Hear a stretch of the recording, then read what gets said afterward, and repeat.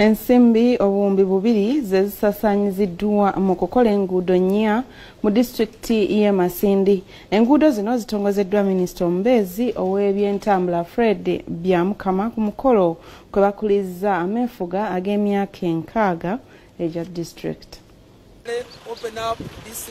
Minisita omubeezi w'ebyentambula Fred Pyamukama atongozza enguudo nnya ezibalirwamu obuwumbi bubiri nga zaasibiddwa abadisitulikiti y'e Masindi nga bayambibwako Minisita w'ebyensimbi.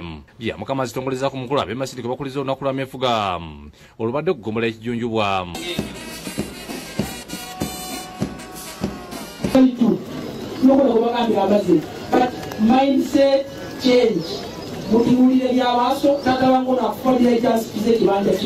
Mu kutongoza oluguudo lwa Mbaluza awo tuzinga kulemiddwa mu ssentebe y'okusatu Mansul Bawohe basabye minisita babazimbira olutindo olugatta Masindi ku Kyankwanzi kuba basusse okubonaabona. Tusaba olwozere liva kafo kikiroho Kyankwanzi jasimya dya tusaba olutindo. Cosmas Byalupanga ssentebe y'okutane Masindi asabye gavumenti yeddiza enguudo ezimu ku babo tebalina busobozi obw'okuzirima.